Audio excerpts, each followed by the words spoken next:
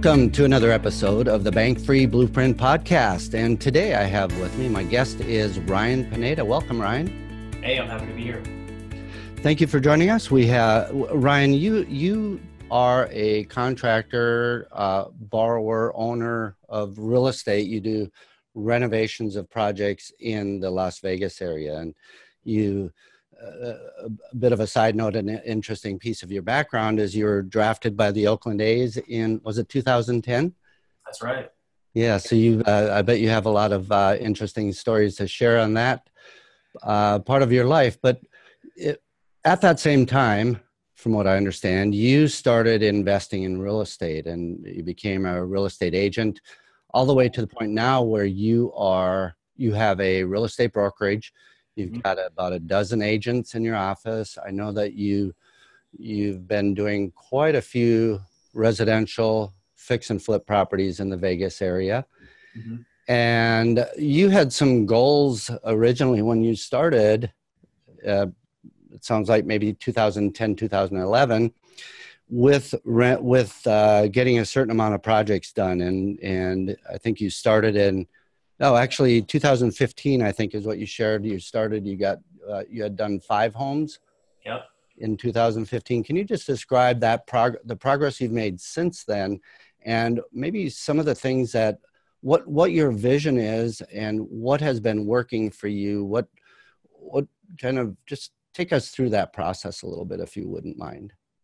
Hey, so, a couple of things. First off, I know you said the word contractor, so I just want to make sure everyone knows I'm not a licensed contractor or anything. I just fix and flip homes. I also have rentals and everything like that.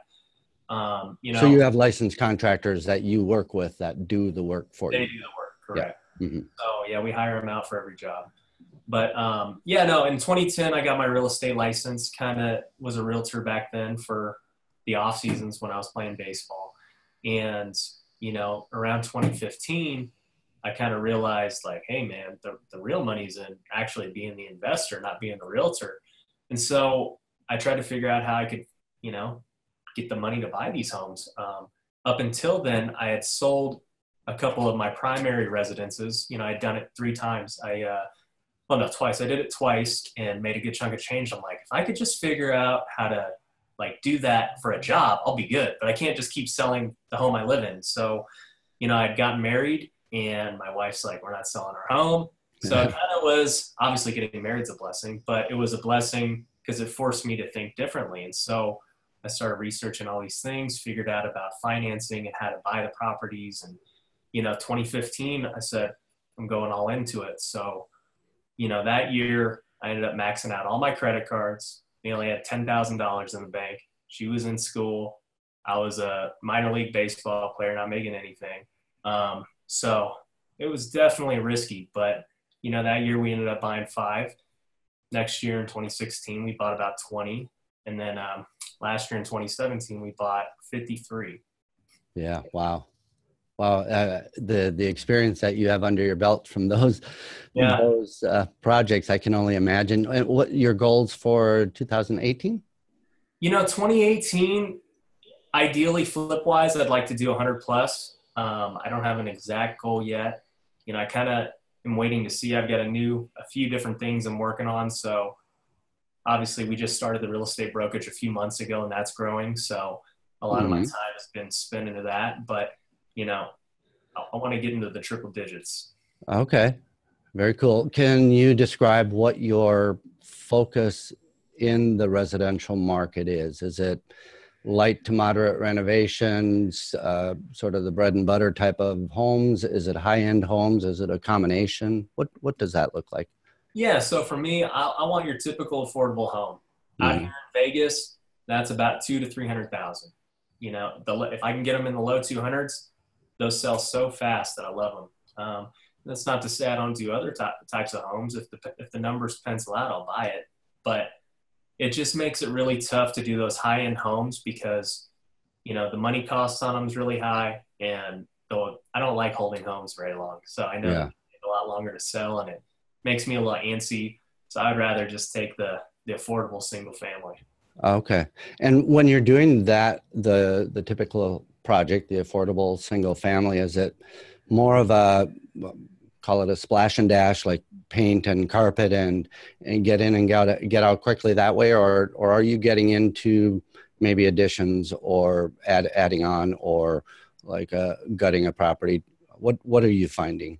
Every property's different. I'll say last year our average rehab was about $22,000. So, Okay. take it for what it's worth. I don't know the average square footage. I'd probably guess 1,500 square feet. Mm-hmm. And, we do projects where it's only $5,000. It's some paint and some carpet. And then we do some where they're 60, 70, 80 grand. And, it's a full remodel. So I don't turn down any one. And, every home's unique. And you gotta know when you're flipping, what's necessary for that neighborhood. So Yeah. that's what I'm looking at. So know the market for the neighborhood. Yep. Got it. Now with this type of investing, call it fix and flip or renovation and resale, there are typically, I always look at it as two sides to the equation. There's the active side and there's a passive side. The active side typically is bringing the deal to the table and doing a lot of the work involved, either doing the work or working with the contractors that do the work. And the passive side is the side that typically sources the money or brings the money in. The two work together a lot of times either by way of joint venture or borrower lender relationships. Now you, from what I see, would be more towards, if we use the left side as the active side, you're more towards the left side at this point. And I'm guessing that as time goes, you eventually will move more towards the right because time is limited and there's only so much we can do. Yep. So when you are putting together investment packages, or maybe can you describe first your ideal source of capital, and then what is it that you do to show passive investors with money that you are a good risk, you are a good person to team up with your company, has good packages to, or good projects to fund? What does that process look like? So, I like to think there's pretty much three types of money, right?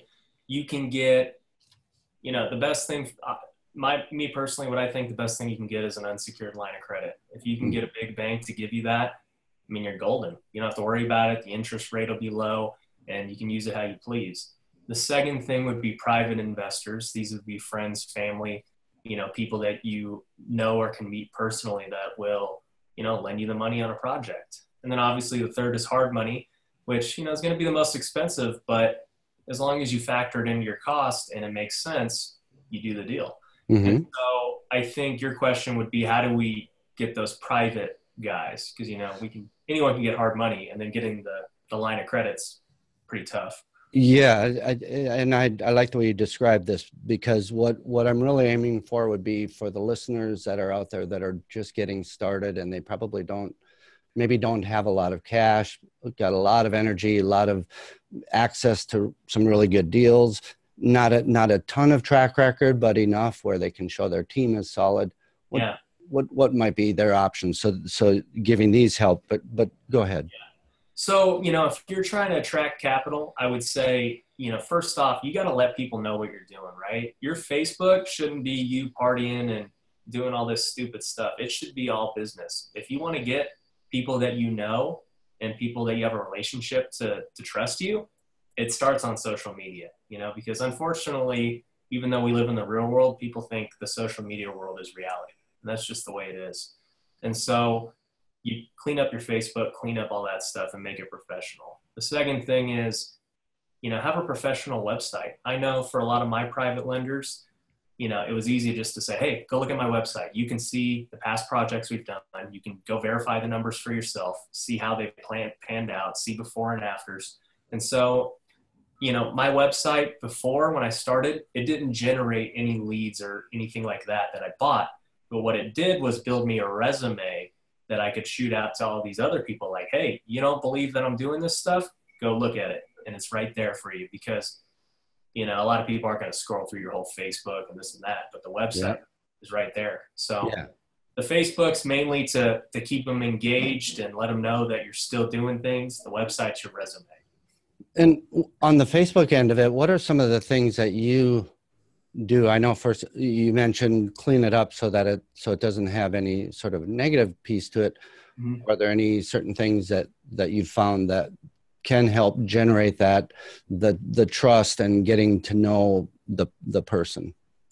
Yeah, I would just, like I said, let people know what you're doing. Constant, even if it's small, right? Even if you're only doing one project, go there, every other day and film something about it, talk about it, take pictures. Even deals you don't get, you can say, hey, I'm writing an offer today. People don't got to know that you didn't get it. You can Yeah. also, videotape yourself at a property. Hey, I'm checking out a property I'm thinking about buying. There's always ways to create content, even if you're not really doing a lot. That being said, for me, I can create content very easily because I got a lot going on. But my main thing is on Facebook, I want to provide value to people. I want to do videos and posts and things that are going to actually help people do things.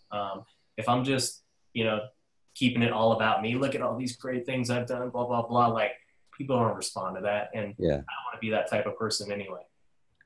Did you have a challenge? Just curious, initially at the beginning, being nervous or feeling like, is this the right thing to do? Or what were some of the thought processes that you went through that you worked through to get, obviously now you seem very comfortable with the interview. And so any advice for anyone who's starting out from that perspective?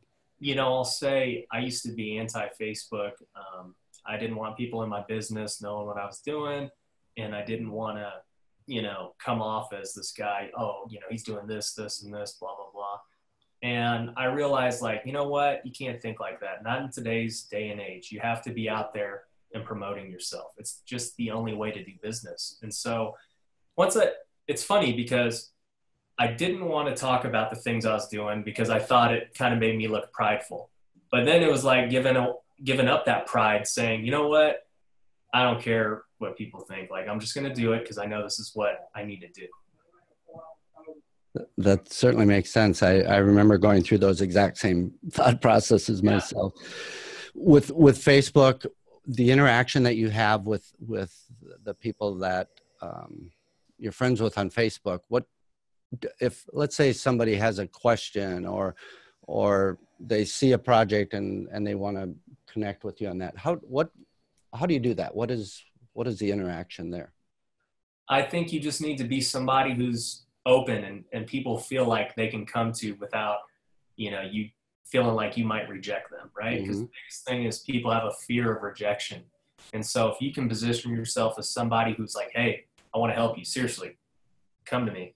And you'd be surprised at how many people are going to come to you. I mean, I get messages every day from people, just now starting, who've been in the business, who are thinking about the business. And I take the time to meet them all, because at the end of the day, this business and life is all about relationships. And so if you're not constantly developing relationships or making new relationships, it's, you're just going to be by yourself and it's not going to work out.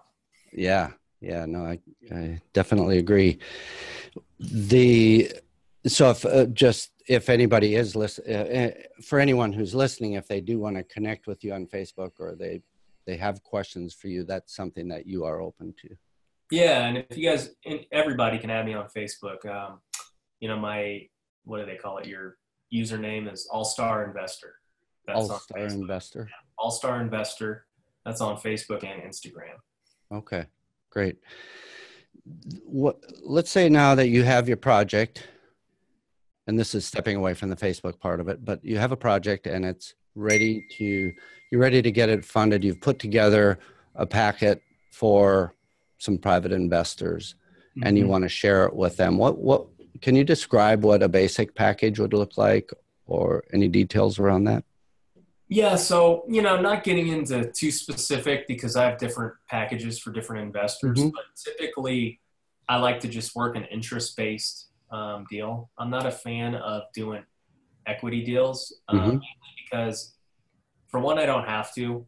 I've got enough different ways and avenues to get money that's cheaper to just an interest payment.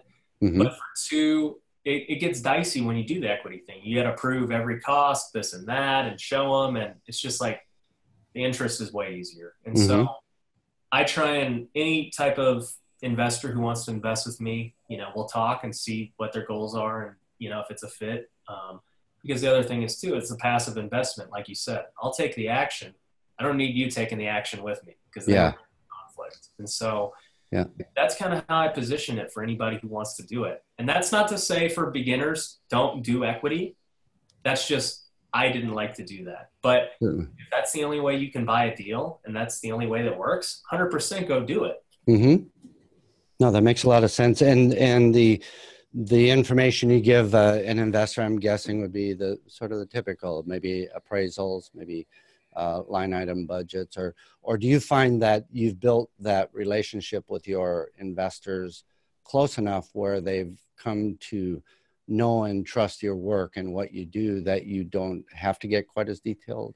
Yeah, with my private guys, I'm very blessed that they trust me, and Mm-hmm. it's on that type of relationship. So when I do get a deal with mine, I, just send them the address, send them the price, the rehab budget, the comps, and that's it. Mm-hmm. Nothing crazy. They don't need to know every little detail of the rehab budget, and they're fine. Mm-hmm. And, I know when I use hard money and everything, even a lot of these companies, they don't, they're pretty trustworthy the same way, because we've built that relationship. Right. Relationship is a key. Trust and relationships. Just a side note for any of the listeners, there are some really strict guidelines, strict rules with the SEC as far as soliciting. So if anybody out there has a project that they're looking to raise capital for, be really careful of how you go about it, because it's not something to play around with. The soliciting capital for real estate deals can be very, very touchy. It's considered a security in a lot of cases, and that's why the SEC, Securities Exchange Commission, really watches it closely. So maybe one of these episodes, I think we're going to do a podcast episode on raising capital and guidelines for SEC. So, and Ryan, I know that you're aware of all of that, but I just wanted to make sure that the listeners are aware of that. So, yeah, I'll listen to that episode. That's, there's so many rules and regulations. You got to make sure you're on your toes. Yeah. Okay, so your typical investor, somebody that's busy, just they might be a busy professional doing a lot of what they do. They want to leverage up. They want to make money on their money. Would you say that's typically your investor? Yeah, definitely. And, to go back to how you sell them, there's a pretty typical thing real estate investors use, right? I'll just throw a baseline out there. A typical hard money rate's about 12% interest. Mm-hmm. And so a lot of people are not getting that in the stock market, right? Maybe they get 4 or 5%. And so you can position yourself and say, hey, I've got this opportunity for you that's going to give you a guaranteed 12%. Here's how it happens. And by the way, you're not buying a piece of paper. You're actually buying into a real tangible asset that if anything does go wrong, you still have this. Yes. So it's actually a pretty easy sell if you know what you're talking about, because why wouldn't you do it if you're this guy? Instead of having a piece of paper and making 5%, you get a real thing and make 12%. Yeah. One of the ways that we work here is we'll phrase it from the perspective of a preferred return. We choose not to ever say guaranteed because of the guidelines within the SEC.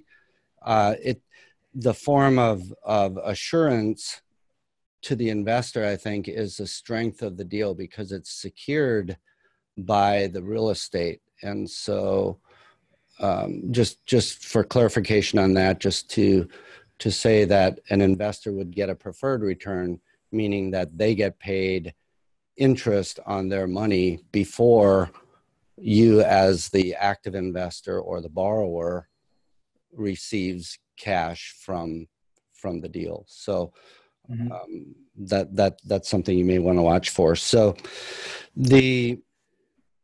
what's your one or two things that you have learned over the last 4 or 5 years that might help investors that are listening make better decisions, and might help them get closer to their goals if they're active investors or passive investors?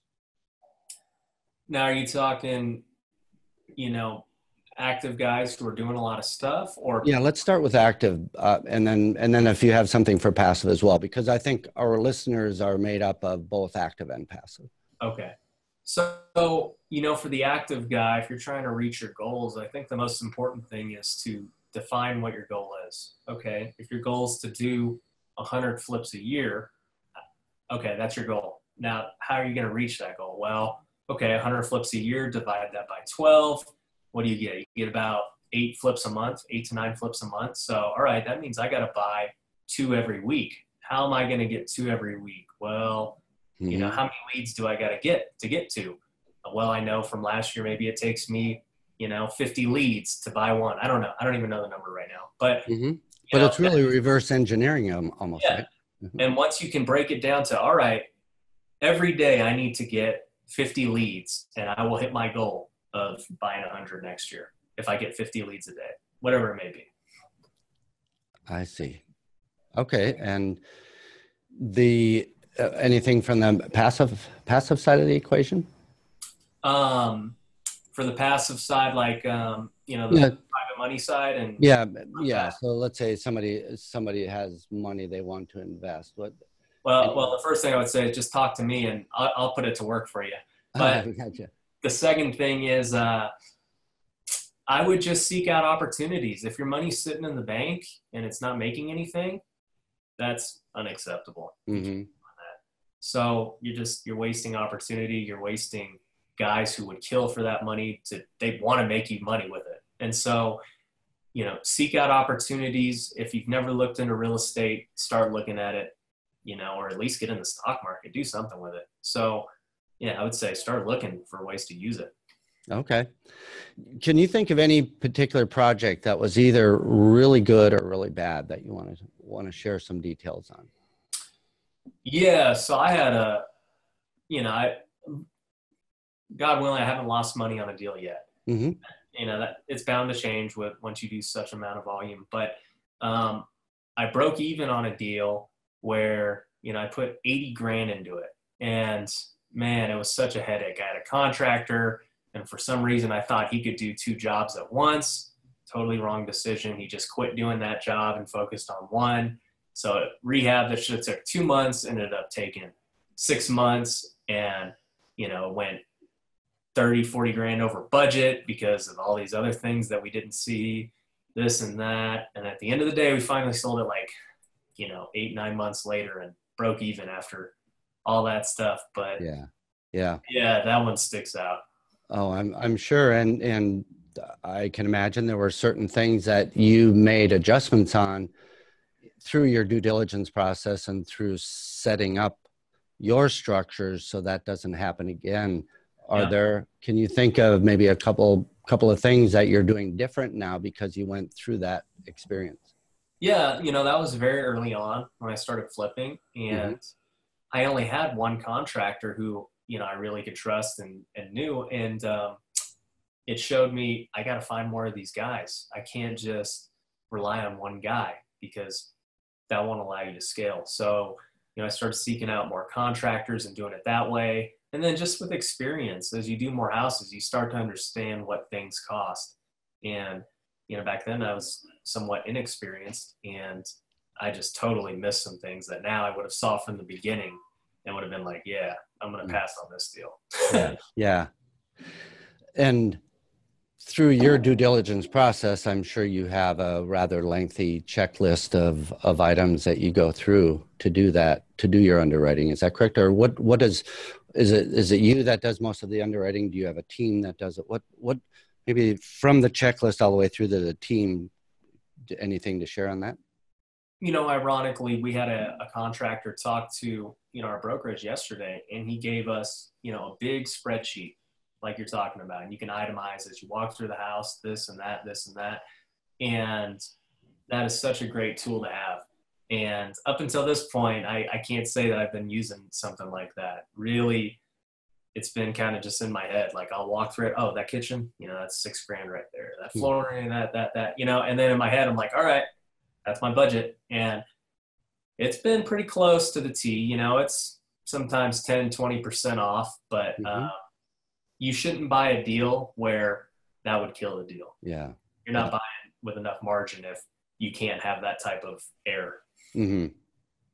Got it. So checklists is something that I know that's one thing that we, if I would guess that our checklist probably has close to 700 items on it, and not all of them get used for every project, but it's one of those where if this, then that, and so that takes you down a certain path depending on what the situation is or what the condition of the property is. So I just really recommend anybody that's listening to start a checklist immediately. Yep. And have that by your phone, with you, however you get to do it, whether it's electronic or in paper, but having that available so that every time something happens that it was a risk that may not have been identified or could have been identified. And hopefully it's somebody else's deal where you find that out, because it's not a downside on your part, but the listener's part. And so really keeping a checklist that is constantly being updated, because this business, especially as we grow the business, gets more complicated, more complex, more detailed. And once we start delegating to other people some of these things, it's so much easier when there is a good solid checklist to work off of. So I 100% agree. It definitely needs to be a part of your system. Mm-hmm. Okay. Now, let's see. Any stories you're open to sharing about your experience with the Oakland A's? We got a lot of locker room stories and late night stories. I can't really share those. Right. But, I can imagine. What I can say is, I ended up playing with them for 3 years in the minor leagues, and then I played another 5 years in independent baseball outside of that. And I wouldn't experience. Yeah, I wouldn't trade it for anything. I was making $1,500 a month, and it was just the best time ever, man. The people that I played with back then 10 years ago or 5 years ago, I still talk to today. Like, you build that type of brotherhood and bond that you just really don't see in typical business. Because when you're with somebody for 6 months straight, every single day for 12 hours a day, and all these things, you're going to build that type of bond that you're not going to see anywhere else. I believe it. Very cool.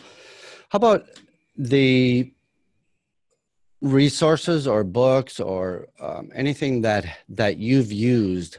I always like to get an idea from people I interview